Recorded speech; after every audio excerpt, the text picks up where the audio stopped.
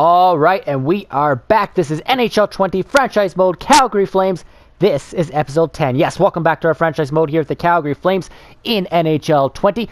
You can see we are just about to start the 2020-2021 preseason and kick off our second full season with the Calgary Flames. So yes, welcome to episode number 10, where we will kick off the season by doing training camp and the preseason, or I guess it's training camp / preseason, and we will get our roster set to make another run at the Stanley Cup. We fell short of the Stanley Cup last season. We fell in the second round at the hands of the Anaheim Ducks, who swept us in 4 games after we swept the Vancouver Canucks in 4 games in the first round. We did finish first in our division, first in our conference, and second in the league in the regular season, winning our second back-to-back, second straight Pacific Division Championship title, but it did not matter because we were out in just 8 games in the Stanley Cup playoffs. Not what you want to see from a contending team. So we're going to take another crack at it here as we begin the 2020-2021 season. Like I said, it's our second full season here as GM of the Calgary Flames. So in episode number 9, we obviously had free agency. It was a very busy free agency for the Calgary Flames. Even though we didn't make some big moves, we still had to make some important moves. We re-signed a lot of players in episode 8. And then we had to make a couple signings in the last episode. So what I want to look at first here is we're going to look at our team just quickly. Just look at the forwards, or what am I trying to say here? The contracts that we signed here. So if you take a look here at our team, we basically, the biggest thing we did in the last episode, in episode number 9, was we shipped out our entire fourth line, or pretty much 2/3 of our fourth line, I should say. And we brought in a new fourth line. So basically, we had Milan Lucic, Mark Jankowski, and Derek Ryan on our fourth line. They had a combined total salary. Now, Jankowski was a RFA, but they had a combined total salary of $9.9 million. So that fourth line was almost making $10 million. And that took up, obviously, a lot of our cap space. So what we did is we found a way to ship out Milan Lucic, and we shipped out Derek Ryan. Just a quick recap from the last episode, we traded Milan Lucic to the Arizona Coyotes for a 2021 7th-round pick, but we did have to retain exactly half of Milan Lucic's salary. So we had to retain $2.6 million of his I believe he was making 5.25. We had to retain 2.6 of that salary for the next 3 years. So we weren't able to fully get rid of Lucic's contract, but we were able to get rid of at least half of Milan Lucic's contract, which was huge in clearing up cap space. Obviously, we just got a 7th-round pick back in return for Lucic, who went to the Coyotes. And then we traded a Derek Ryan and a 4th-round pick in this upcoming draft to the Buffalo Sabres in exchange for a 7th-round pick as well. So again, just getting back a 7th-round pick for Derek Ryan. We did have to give up a 4th, but again, it was to dump $3.1 million of salary from Derek Ryan. We were able to dump both of Lucic and Ryan's contract, along with a 4th-round pick for 2/7 if you look at it that way. So it wasn't too bad. Obviously, not the position you want to be in. Probably something you want to avoid going forward when you do contracts like that. But that was just the situation that our team was in with those contracts on the 4th line. So we had to clear up cap space, because before we traded Lucic and Ryan, we only had about 0.6 million to work with. So we really did not have a lot at all. I think $625K is what we had. So yeah, we did not have a lot of space. We had to clear up space somehow. It wasn't, the best trades, especially giving up a 4th-round pick and only getting back 2/7. But we had to make that trade happen, and we had to retain half of Lucic's salary. But you know what? We were able to free up salary cap space. We were able to go to free agency and sign Chris Versteeg, right winger Chris Versteeg, $9.5K for 2 years. So there he is here, Chris Versteeg. You can see we are paying him $9.5K for the next 2 years. Not bad for a right winger who's a 78. I believe Ryan was also a 78, so he comes in and replaces Derek Ryan, and he's obviously way cheaper than Ryan, who was making $3.1 million. Then we went and got Scott Wilson. We signed him to a 2-year contract as well, and he's also making $9.5K. So Brought him in to be our left winger to replace Milan Lucic. That looks a hell of a lot better than Lucci's $5.25 million. So we really went and got some really cheap wingers to basically replace what Ryan and Lucci was. And Lucci was a 77, by the way. So he was probably only going down in terms of overall. Wilson is a 78. So we were able to basically replace the same player. Same two players for way cheaper. That allowed us also to bring back Mark Jankowski. We had to pay Jankowski a little bit more, $1.6 million. He was asking for 1.7. I believe we got him for 1.675. So a little bit more than what he was making in the previous year, but we were able to bring him back as a fourth line center. Not too bad, only on a 1-year contract though. Obviously he's 26 years of age now and an 80 overall. So not bad if you look at it that way. I also went out, we ended the episode in the end of July, and then you'll remember if you watched episode 9 that we did have trouble finding a decent 7th defenseman. That was the last thing I wanted to do, was find a 7th defenseman for our team. We struggled a little bit. We went out and tried to get former Flame Derek England, and then we tried to chase a couple other defensemen. We weren't able to get any of them by the time it turned to August. So what I did off camera in the last at the end of the last episode is I just went out and got 2 former Flames. First of all, Oscar Fantenberg, a former Flame with us. We actually signed him. He was actually with our team, then decided to walk last year to free agency, I believe it was. Went to the Vancouver Canucks, and then we were able to reclaim him off of waivers, and he came back and played half a season for our team. Then we let him walk again to free agency, and nobody picked him up, so we picked him up again. Again, this guy's just a 7th defenseman, a 77 overall, 28 years of age, but we got him for a 1-year contract at $825K, and then we were also able to go out and get one more defenseman, another former Flame, Andrew McDonald, also 77, 34 years of age, and he's only making $0.775K for 1 year. So just a really 2 low-risk defensemen. Obviously, I kind of wanted to get a 7th defenseman that was a little bit better than 77, but I ended up getting 2 that were about 77. One of them is obviously going to probably be our 7th defenseman in the NHL, and the other is probably going to start in the AHL. But you can even see this is our NHL roster here. They've got Fantenberg on our NHL roster to start, and then they got McDonald starting in the AHL. This very well could be the way it shakes out, but you can see after both Fantenberg and McDonald, we really didn't have much help if we were to get an injury or needed another defenseman. Our next best defenseman was this Nielsen guy at 76 over Andrew Nielsen, 76 overall, and then we really didn't have a lot of help down here after that. So we needed to go out and get a little bit of depth for our blue line, and I did that off camera, just signing those 2 guys, 2 contracts. Again, 1-year deal, under $1 million for each player. Not a bad way, not a bad couple choices there to fill our 7th and 8th holes on the blue line. Again, it's going to be Giordano, Anderson on our top pairing, Hannafin, Valimaki on our second pairing this year, Shillington and Hamonic on our third pairing. We really want to grow our young defensemen, and we really believe we have some really good young defensemen in the works. So what we're going to do here is we're going to go and start our off-season training camp now with the Calgary Flames. So like I explained in episode 1, what I like to do here with the preseason is turn it into a bit of a training camp versus a preseason, because obviously in this game there is no training camp. So what I like to do here is, I believe we have 7 games. We have 7 preseason games, and I like to put all of our bubble guys in here, or basically our AHL guys that are fighting to make the NHL. I like to get them in the lineup and let them play top minutes and see who plays the best in these 7 games, and then the guys that obviously play the best will crack the opening day roster. So obviously guys like Johnny Gaudreau, Sean Monahan, and Elias Lindholm, we know they're going to be on our top line, so they really don't need to play in the preseason. We can send them down to the American League, where there is no preseason in the American League in this game, and they won't get injured, and we'll just let our AHL guys fight it out. Now, I haven't looked at our team just yet. I mean, we just looked at our defensemen. We know that other than our 6 guys, it's just going to be Fantenberg and Andrew McDonald.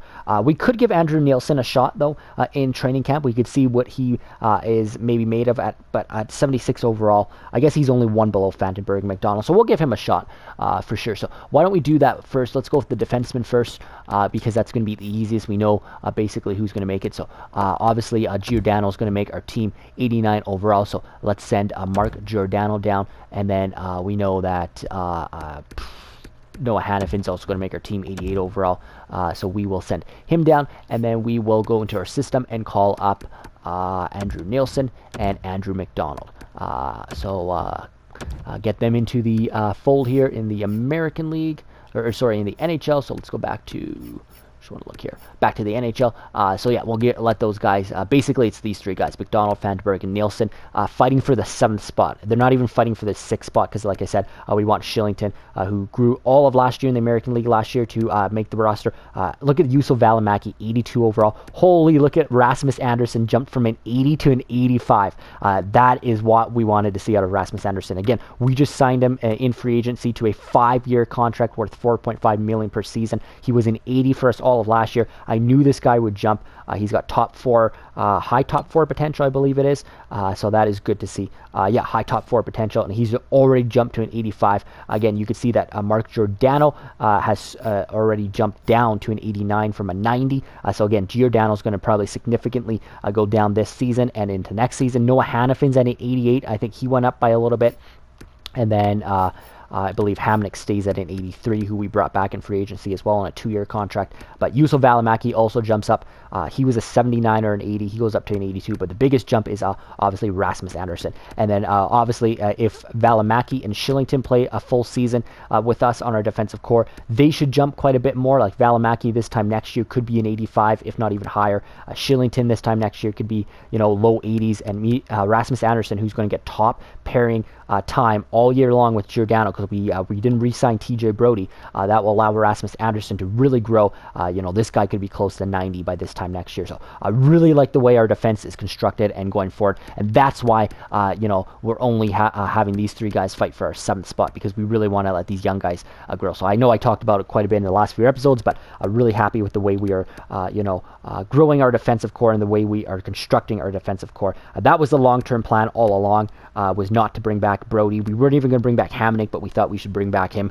We needed a veteran 6th defenseman anyway, or a 5th or 6th defenseman to play with Shillington on that 3rd pairing, so we ended up bringing him back. But I like the way our defense is panning out. Could you imagine if this team still had Adam Fox, who is now with the New York Rangers, went across in that Dougie Hamilton trade? He was projected to be a top 2 defenseman in this league as well. I mean, between Hannafin and Anderson, Välimäki and Shillington, and if we had him as well, I mean, that would have been the best defensive core of the future. But it is what it is. Still very happy with our defensive core going forward. So now it's time for the forwards. Obviously, a lot of these guys we know are going to make the team.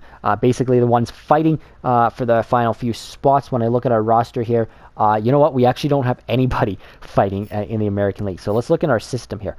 Yeah, the next best player is Ryan Lomberg. So this is going to be an unusual year for training camp because usually there's quite a few players that... something went wrong there. We're back on.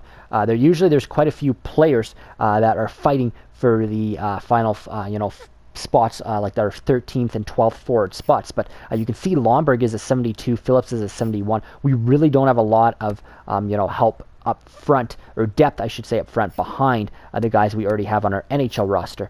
I should go back to forwards here and go to our NHL roster. So, basically our 13th forward is Austin Zernick at 77. That's way better than what Ryan Lomberg is. And then we have Versteeg, Wilson, and Jankowski, who's going to start on our 4th line. We'll start Dubé on our 3rd line. So this is unusual because usually we have both players on both the defensive side and offensive side that are fighting. But this year it's not going to be anybody on the forward side fighting for spots. So. So we might have, we might have see how the chemistry goes with our NH. This is our opening day roster right here up front. Basically, what we're going to do is go Joe Monahan, Lindholm. Now that I can show you the lines, I just have them on my my computer in front of me, but now I can actually show them on screen now that we're in the preseason. So this is the way our lineup is going to be constructed. We're going to go Joe Monahan, Lindholm, Kachuk, Domi in the middle, who's an 86 overall still. Yeah, Kachuk is now an 86 as well. So I think he goes up by 1. Gaudreau, 91. 91 for Sean Monahan. They both go up by 1. Lindholm stays at an 86. Kachuk goes up by 1 to an 86. Domi stays at an 86, and Andrew Mangiapane jumps to an 81. So he was a 79. Again, this guy had 27 goals for us last year. He is going to jump up to our second line. He played all of last year on the third line. He jumps up nicely onto that second line. Michael Backlund at 85 overall is a nice third line centerman. We are really deep down the middle, 91, 86, and 85 down the middle. Jankowski should not be there. It should be Dubé and Bennett. So we will put Sam Bennett there. Bennett stays at an 80, I believe. They've got Zarnik in here right now, but it will be Dylan Dubé who will be right here. Zarnik will be our 13th forward, and then, like I said, our fourth line is Wilson, Jankowski, and Versteeg, which is not even making, not even $2 million, and our last fourth line was making 9.9, almost $10 million. So that is a huge improvement in terms of salary. And the guys are exactly the same rated players. Like I said, Derek Ryan was 78, Milan Lucic was at 77. So very happy with what we did there. So we will obviously put in Rasmus Anderson here. We can get Valimaki there. And then obviously it will be Giordano and Hannafin in there as well. But right now we'll put Andrew McDonald and Oscar Fantenberg in here. I also want to get Andrew Nielsen in there. So let's take out another veteran, Travis Hamonic. We know he's going to make the opening day roster. So let's put Andrew Nielsen in there. So yeah, this is how we'll do it. I believe we have too many left shot defensemen. It's going to be, we don't have a lot of right shot defensemen this year. So we're just going to have to go with what we have. So left, right, left, and left. Yeah, so we have so many left shot. Hamnick and Anderson, I believe, are only right shot defensemen, but we're going to have to live with it. That is what it is. So yeah, we'll start like this, and basically we'll just rotate our defensive pairings each game. It's kind of a pain to do it each game, but we want to make sure that each guy is getting top minutes. So this is the pairings we will roll with in the preseason. So it'll be McDonald with Anderson. He's getting a really good shot playing with one of our top defensemen in Anderson. Nielsen and Valimaki, and then Fantenberg and Shillington. And each game will just bump up each pairing, rotate them so that each get an equal amount of ice time this preseason. And like I said, with the forwards, it's a little different this year because we don't have anybody fighting for those last few spots. I'll put Dubé in a few games and put Zarnik in for half the games. We can do it like that. But we'll see how the chemistry works out. I definitely want to see how this new look chemistry with this new look second line works out here in the preseason. So let's get that going. Just going to want to make one quick change here to extra attackers. Does not really matter. Sure, Michael Backlund, you can be an extra attacker for us there. Shootout's good, and goaltenders will just switch each game, Riddick and Talbot. Does Riddick stay at an 85? Yeah, he stays at an 85, and Talbot stays at an 81. So our goaltending doesn't change. Wasn't expecting it to. In Stockton, you can go best lines in Stockton because it's not going to matter because they do not play preseason. So there we go. So that's the way it looks. Let's get into our preseason here. That's what I'm trying to say. So again, 7 games. We'll give exactly half the games to Talbot, half the games to Riddick, and same with Zarnik and Dubé, and we'll switch up our defensive pairings each game. So let's just sim this game here. And then, like I said, at the end of preseason / training camp that this is, we will obviously look at who has the best stats. So first period, Neil scores on Riddick. Second period, we get a goal from Kachuk. And third period, it is tied. We're going to overtime. Anderson jumping in there for us. Evan Bouchard. We get the OT winner, Mark Jankowski. So I'm not even going to look at the stats because it is preseason. We'll look at the stats at the end of preseason. So let's get up to Anaheim right here. So this will actually be a really quick preseason. We might even get some regular season simming done in this episode because, like I said, it's going to be really, really quick. So I forgot to go and change already. I forgot to change our lines around. Like I said, it's going to be a pain because I have to do this after every game, but there's only 7 of them. But I want to make sure that we'll leave Zarnik in for the first half of the preseason and put Dubé in for the second half. But the biggest thing is I want to make sure these get rotated. So let's go down there, and then down there, and down there, and we'll just rotate that every game. So each guy gets, or each pairing gets equal amount of ice time in this preseason, and then of course Riddick and Talbot we will switch around as well. All right, so let's get this game against Anaheim underway. the same team that knocked us out in the second round of the Stanley Cup playoffs in round number 2. So first period against the Ducks, they get 2, Comtois and McLennan. We get 1 from Backlund. They get another 2 there. We get 1 from Andrew Nielsen, 4-2, and they win this one 5-2 on Devon Shore's goal in the third period. So we'll sim up to this Vancouver game. Again, we're not looking at results or anything. Obviously, it's just preseason. Just looking at getting some chemistry going here with our lines and seeing what can, what we can work with and seeing who's playing good down here. So, yeah. So now we switch. Basically, we switch like this. You just got to remember how I do this, like that, and then like that, and like that. So we basically just bump them up each game. Goaltending, and we'll put Riddick back in for game 3. Riddick will get 1 extra game, obviously, because there's 7 games. Talbot will get 3 games. Riddick, sorry, will get 40 games. Talbot will get 3 games. So here we go, Vancouver. And actually, I'm just looking at it now. I don't think Monahan and Goudreau actually moved. I think they were a 91 by the end of last year. And now that I look at my lines here, so they actually didn't go up. But still, 91 is pretty damn good. As I speak, Johnny Gaudreau has a 2-goal game. We do end up losing this one 4-3, but we'll take it. So we'll get up to this San Jose game. So now we will put Dylan Dubé in because that was 3 games into the preseason. Gave Austin Czarnik a look there. You know what? I can even take out Elias Lindholm and let Czarnik still fight for ice time. Maybe Czarnik has a super good preseason and fights for the final spot. I just, maybe he takes out one of our 4th line players. So I didn't really think about it that way, but he could. We'll put Dubé there in Lindholm's spot. Yeah, we'll keep Czarnik where he is and keep his 4th line intact. Just see how they do. Yeah, okay. So we'll go like this again.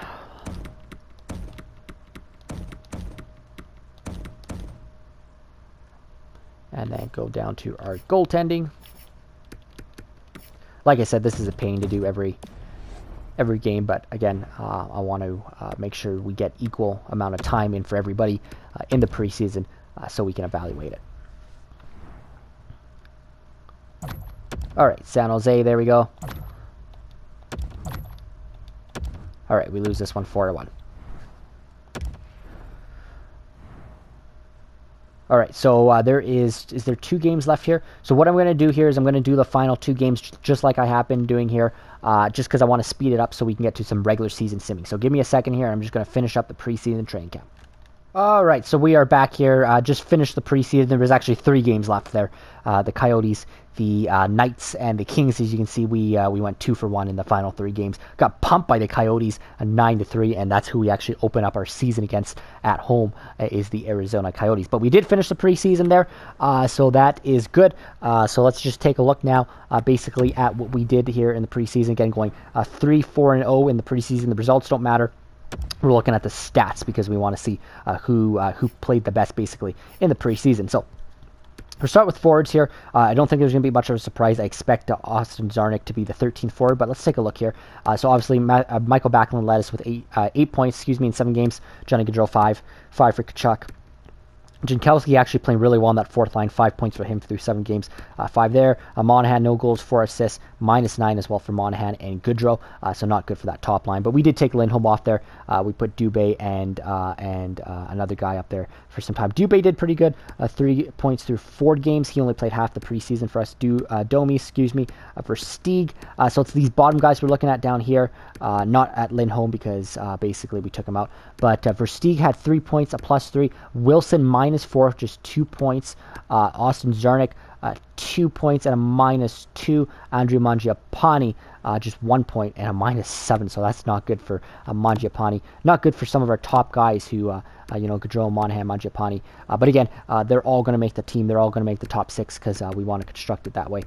Just didn't look good there. But when I'm looking at it here, Scott Wilson did struggle a little bit. Where is he? There's Wilson, -4 and 2 points. Basically, Czarnik put up 2 points and was a -2 as well. I mean, you could argue Wilson was shooting at 14.1. Czarnik wasn't shooting at all. So, I mean, it's tough. It's tough. Zarnik could, you could argue Zarnik had a slightly better plus minus than Wilson did, just by 2. So you could say he would beat him up that way. But you know what? We'll start with Wilson. We signed him to be our 4th-line left winger. We'll start with Zarnik as our 13th forward. It's not going to matter. Zarnik will get into games, but between the 12th and the 13th forward, it's not going to matter too much. They're both 77 overall. There wasn't a huge difference. So I think we'll stick to our opening day roster when it comes to our forwards, the way we had it. Again, usually in other years, there would be a lot more competition between the forward group. There'd be a lot more players fighting for spots. This year, it just didn't happen to be that way. We just don't have a lot of depth players fighting for spots this year. All right, so looking at our D, this is where it's going to get interesting here. At Valimaki, Nielsen, Fantenberg, Shillington, Anderson, and McDonald. So through 7 games, we're just going by points right now, I guess. So through 7 games here, we have Andrew McDonald, who led us with 6 points. So that's pretty good. Not bad. -1. Rasmus Anderson, 3 points and stayed 0. -4 for Shillington and 2 points. -2 for Fantenberg with 1 point. And Andrew Nielsen, -5. Yusuf Valimaki, -8. So basically, it was just to see if Nielsen could... I guess no, we gave Nielsen, Fantenberg, and McDonald. So out of those 3 guys there, Andrew McDonald had a really good preseason with 6 points and a -1. But again, I don't want him to bump out Shillington for that 6th spot. So I think out of those 3 guys, since McDonald had the best stats there, 6 points and a -1, whereas Fantenberg was a -2, which is 1 point, and Nielsen a -5. So Nielsen definitely not ready for the NHL. We didn't expect him. We thought we'd give him a shot. He did get a goal. Fantenberg 1 point. But I guess the other thing between Fantenberg and McDonald, who it's going to come down to, is that McDonald is probably an offensive defenseman, whereas Fantenberg is probably he's a two-way defender.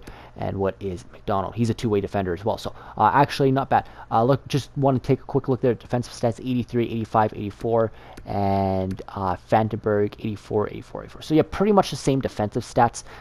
So I think we will give the slight edge to Andrew McDonald to be our 7th defenseman to crack the opening day roster. Fantenberg will start then in the American Hockey League with Andrew Nielsen as the top pairing. So that is the way we will do it then. So now that we know that, and we'll just take a quick look at the goalie stats. Shouldn't matter too much. Both goalies didn't play that well in the preseason, but again, it's only preseason. Let's hope that they start to get the numbers going here by the regular season. So just take a look here. So basically, that is the way our roster is set. So give me a second here. I'm going to go, basically what I'm going to do now is go, now that we know our opening day roster, what it's going to look like. Like I said, it will be Andrew McDonald, cracking our NHL roster. So I'll basically go in and change all of our NHL lines, get them set for opening day against the Coyotes, and then I'll fix our entire American Hockey League team, get that team set for opening day, and then we will kick off opening day next against the Arizona Coyotes. So give me a second. All right, and so we are back here. Just finished editing all the lines here for the Calgary Flames and the Stockton Heat of the American Hockey League. We'll also take a look down here at Stockton, who actually have already started their season with a 6-1 loss, so not the way the Stockton Heat wanted to start the season. But let's start with them. Let's take a look at the lines that we have edited down here. Everything is now set for opening day. Obviously, like I said, the Heat have already played a game, but this is how it's going to shake up right now in the American League. Glenn Godin at 69 overall there, Matthew Phillips 71, and there's Ito Tuola 64. That's probably our top 3 prospects there in the American League, so they will get top ice time down there. You can see down here, just rounding up some of the lines, we got some prospects like Linus Lindstrom in there as well. Matthew Gaudreau also in the Stockton Heat organization. See what he can do, if he can ever live up to his brother's title of Johnny Hockey. Maybe we got Matty Hockey in the system as well. So that's just a quick look there at what our AHL team looks like. Fantenberg and Nielsen, like we said, will be our top pairing down here. 77, 76 overall. They're also our next best NHL ready defensemen, and then we got our bottom 4 rounded out down there, and I just went and fixed left everything pretty much the same in terms of special teams. Zagadulin, obviously our starter down there. They got this other guy, Jespers Mayen. I don't even know, Myrenberg here, who is our backup in the American League, because we actually don't have another goalie in the system other than our prospects in the CHL, like Dustin Wolf out of Everett. So it's just Artem Zagadulin, excuse me, and this guy down here. But obviously we got auto rotation off. Artem Zagadulin, who's now 76 overall, will continue to grow for us down there. Starter potential, medium starter potential in the American Hockey League. So just a quick look down there as we had to make sure those lines were fixed as well. In the NHL, we're getting set now for opening day. It is opening day. Flames Coyotes, as we are set to start our season. Just a quick look here at the lines that I just edited. So like we said, everything pretty much staying the same up front as we saw there in the preseason. Johnny Gaudreau, Sean Monahan, Elias Lindholm, 91, 91, 86 across the board. Kachuk, Domi, and Mangiapane there. Bennett, Backlund, and Dubé. And then, like I said, that fourth line of Wilson, Jankowski, and Versteeg. Austin Zarnik will start as our 13th forward, excuse me. We got Giordano and Rasmus Anderson. For some reason, they got a -1 line chemistry. I don't know why that would be the case, but it is what it is. Hanifin, Valimaki. Like I said, we're not going to pay too much attention to the line chemistries on the right side there. Shillington and Hamnick. So we talked about our defensive core. That is the way it will look. Just a quick look here. I know we already ran through all the players, but just a quick look here at the lines. We'll start with our same power play unit as last year. The second unit sees Domi, Backlund, Mangiapane, Hanifin, and Anderson. You'll notice we got like Rasmus Anderson in a lot of situations when we can. He'll always be paired with Giordano here, like on the 4-man power play. Valimaki will always be paired with Noah Hanifin, excuse me, as we get those two some ice time. And then Domi and Kachuk are always going to be paired together. That's one change from last year. Obviously, we had Backlund paired with Matthew Kachuk most of the time. It will be Max Domi this year, as we mentioned. The PK looks like this. Went through our best defensive players. Hamnick is still one of our best defensive defensemen, so he plays up there with Giordano, who's got the next best defensive stats, or I think actually Giordano has slightly better defensive stats.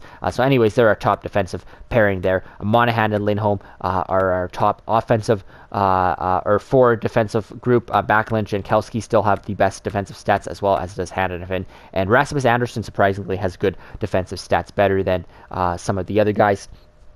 So he will get a lot of time. You'll notice that Anderson's going to be in a lot of ice time here.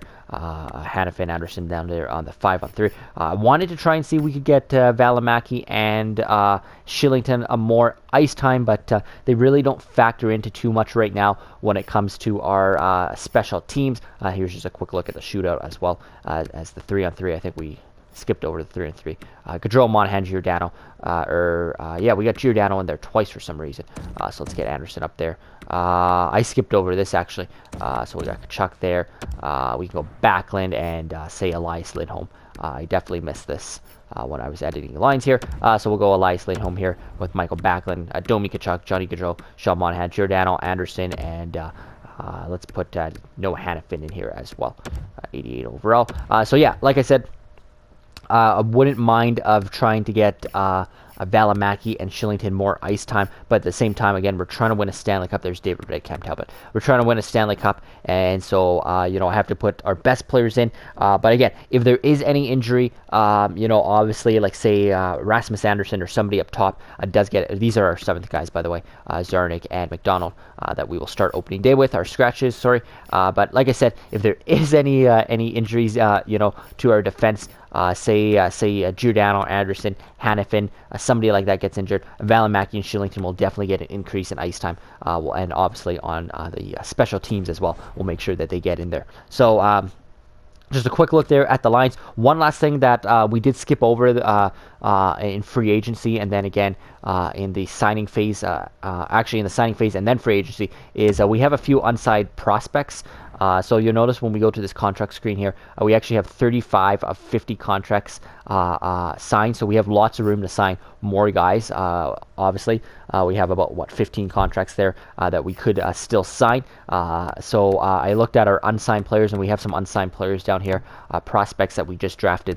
This guy here, Riley Piercy, he was our first overall pick in this past year's draft. And then we got this guy here, I'm not sure where we drafted him. We drafted him in the 4th round in 2019.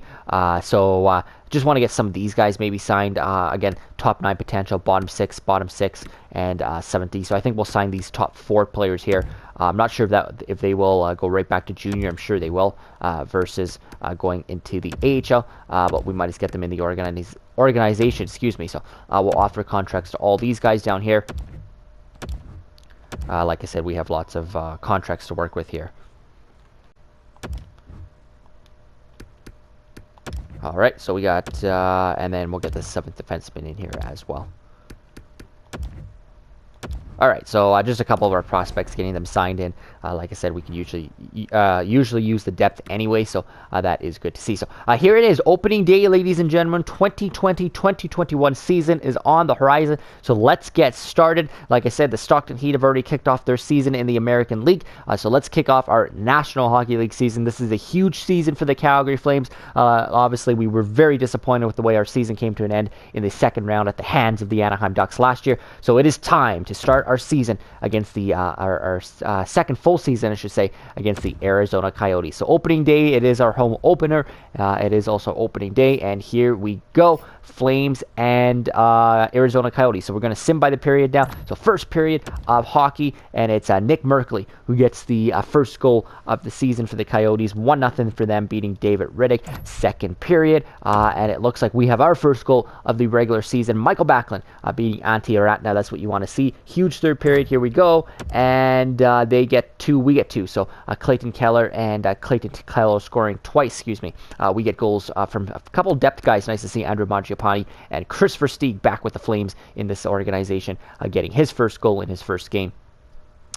So we will be going to overtime for the first time this season in our first game, and overtime solves nothing, and a shootout, and I think the Coyotes got it. Yes, they did. Alex Gorgolowski with the shootout winner, beating David Riddick. So we do get a point in our first game of the season, but we give up 2 points to a division rival. Not the way you want to probably start, but it is just game 1. Oliver Shillington, Sean Monahan, Travis Hamonic, Elias Lindholm struggling a little bit there, but David Riddick goes 900 there in 30 shots faced, 27 saves, 900 save percentage. So goaltending was definitely not a weak spot for us last year. We'll have to definitely keep an eye on that going into this year, but it definitely was not a problem at all for us last year, so I'm not too worried about it. It was pretty weak in the preseason, but again, that was just preseason. So we actually get 3 days off before we finish off home and home with the Coyotes to start this season. So we kicked off our season against the Coyotes. Now we travel to the desert in Arizona, and we get back-to-back games against the Coyotes to open up our season here. So weird start to the schedule here for the Flames. So let's get back into it. We're not going to make any lineup changes. Wasn't a bad game by any means. We just got to find a way to win these divisional games here. So second game of the season. Here we go. First period. 2 goals. Johnny Gaudreau, Dylan Dubé. There's Johnny Gaudreau's first of the regular season. And Dylan Dubé, is that his second? I believe it is, beating Antti Raanta. So 2-0 Flames after 1. We get another goal in the second period. Mark Giordano here, but Derek Stepan and Christian Dvorak have the Coyotes on the board. It is 3-2 Flames. Do we hang on in the third? Yes, we do. No goals in the third period. We hang on for the 3-2 score, and that is 2 huge points in regulation against the division rival. That's what you want to see. Mark Giordano leading us in ice time with a goal and 25 minutes of ice time. Elias Lindholm, 2 points there. Just looking here. And then plus minuses, we are led by Elias Lindholm. -2 for Matthew Tkachuk, unfortunately. And a much better night there for David Riddick, 9-4-1 there against the Coyotes. So we split the home and home to start the series. We do pick up 3 of a possible 4 points, but obviously we want to continue to roll here. Next up, the Detroit Red Wings. So I'm not sure how many games we're going to get in here in this episode. We'll try and finish off the month of October, maybe. See how fast we can get through it here, sir, to kick off the season. So, we got the Red Wings here. Flames 1-0-1.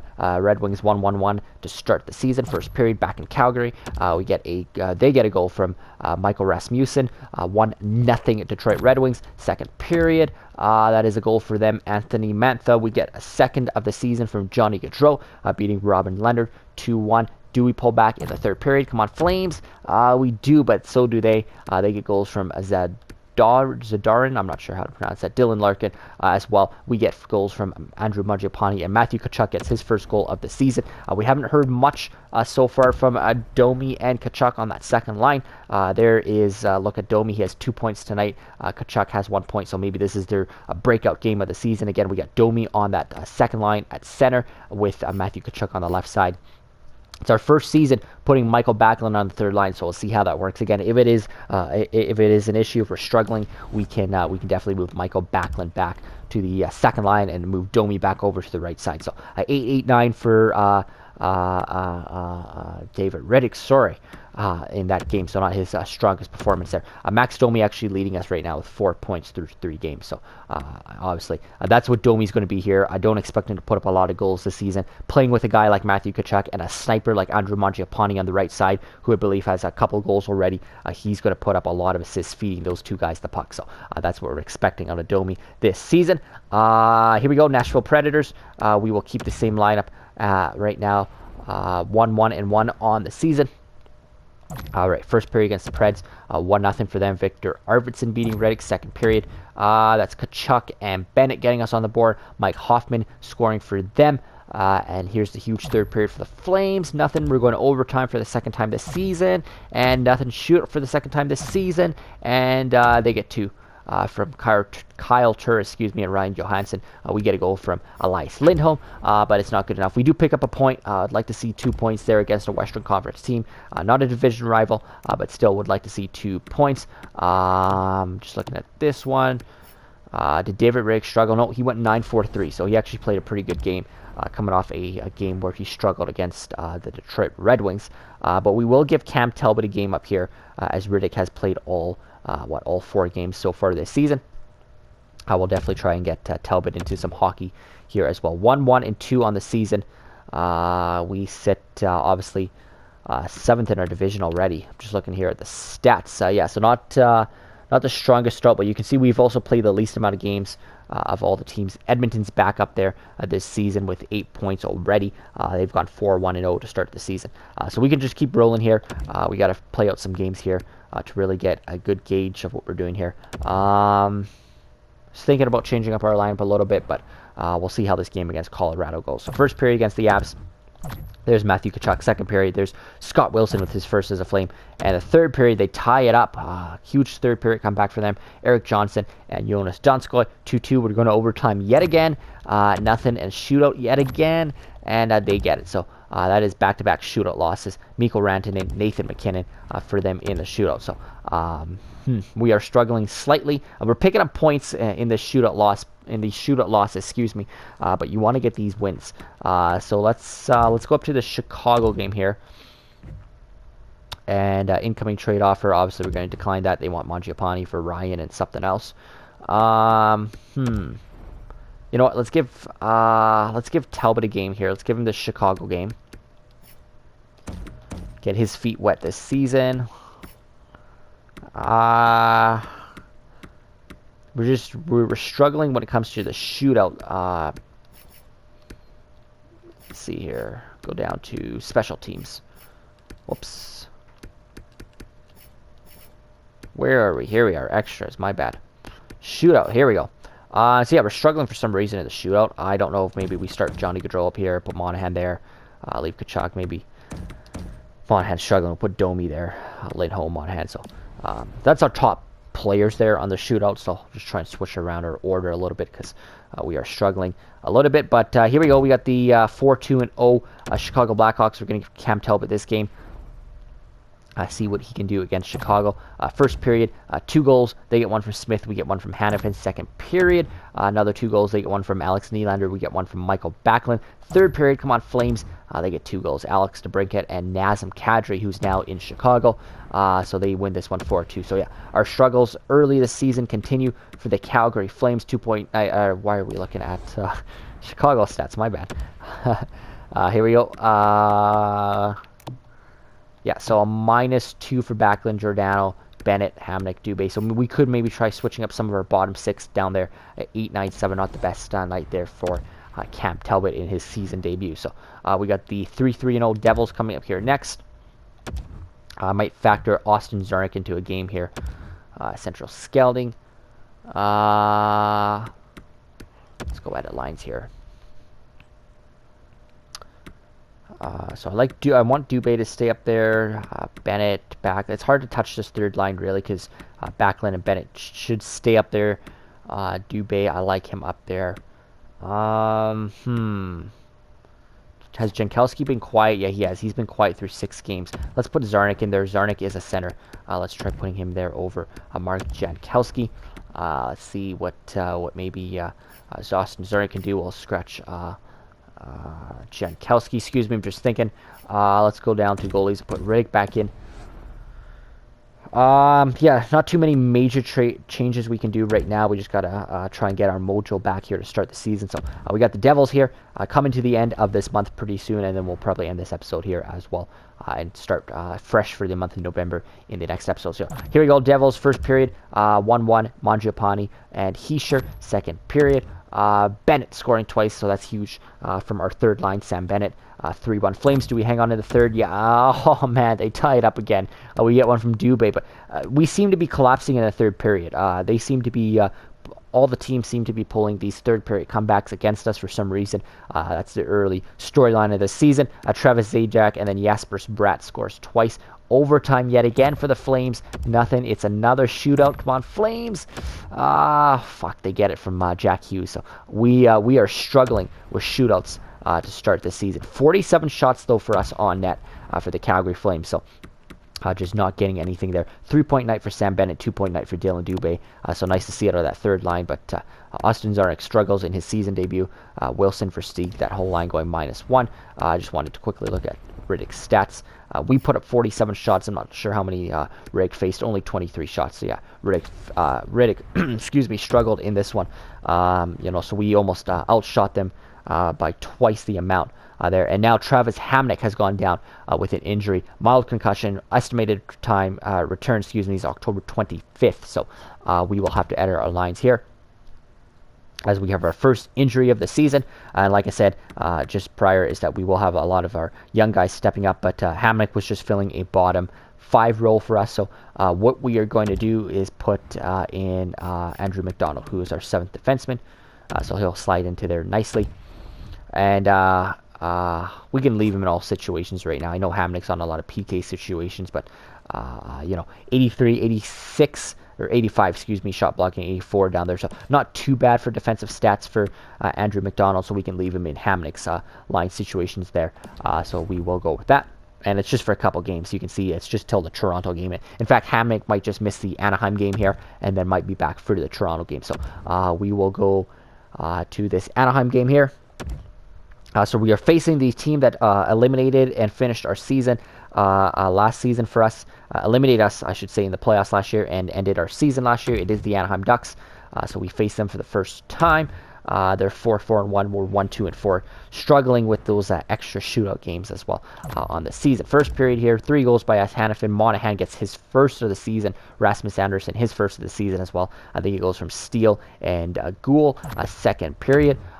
Goals from Hanifin, his second of the game. Mangiapane, third period. Do we hang on? Yes, we do. We get goals from Lindholm and Zarnik. So breakout game for us here. That's what we needed to see. 7-3 is the final over the Anaheim Ducks. Big divisional game too, by the way.